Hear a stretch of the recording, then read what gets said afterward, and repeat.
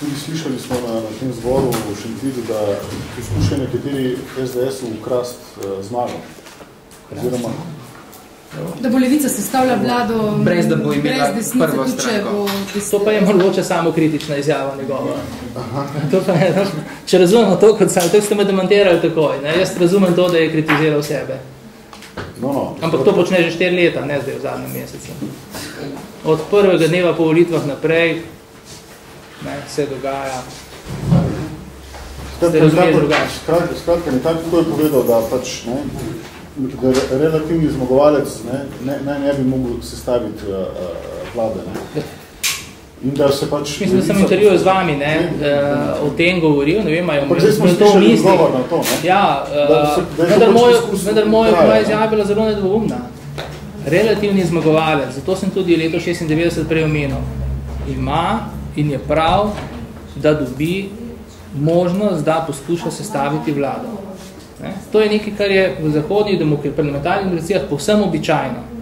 Relativni zmagovalec dobi sicer po manj zapletenem postopku, predsednik države, suveren, kralj, kakorkoli, kraljica mu da mandat, on gre v razgovore in če mu uspe dobiti zadostno podporo, se pravi oblikovati neko koalicijo, ki uživa torej zaupanje v parlamentu, torej zaupanje večine predstavnikov ljudstva, potem mu je tam izglasovana zaupnica. Če pa ne, pa tudi pred tem glasovanjem se pogosto zgodi vrne mandat in prepusti, da preizkusi svojo sposobnost povezovanja kdo drug. V tem smislu ne vidim nobene težave in nobenega dileme nimam v tem, da mora relativni zmagovalec, pa pričakujem, da bo relativni zmagovalec, ker odločitev bo predsednika republike, ki pa je glede tega ravno tako svetovlan, ki ima po mojem zelo jasne poglede na to, da mora dobiti to možnost. Seveda pa za druge stranke to, da je on dobil to možnost, ničemer, vsaj za nas, ne more pomeniti, da bi bili dolžni opustiti svoje načela, svoje programske cilje, svoj sistem vrednot, zaradi katerega smo na volitvah predtem dobili takšno in takšno podporo, da smo udeleženi v parlamentu, da bi morali tu, bom rekel, se podrediti.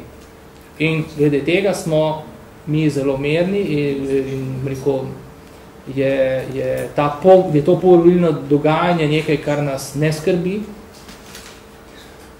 In verjamem, da tudi večina drugih strank bo tu imela ustrezna neko načelno držo. Morda je to upozorilo predsednika vlade, ki se mi zdi, da je zelo, ki se naslavlja na problem, ki ne obstaja. Ne vidim nikogar, ki bi oporekal temu, kar se je z muko in ob nasprotovanju prej omenjenem Janeza Janša v Sloveniji vzpostavilo kot praksa, da je vedno dobil mandatarsko pravico relativni zmagovalec. Morda je to način, kako poskuša ustvariti neke razmere ali pa izvesti pritisk na morebitne bodoče koalicijske partnerje, da opustijo to načelno držo, saj je tiste, ki so šli z njim v koalicijo 2004, doletela zelo neprijetna usoda v toku mandata, namreč v veliki meri so izpuhteli. In v pomanjkanju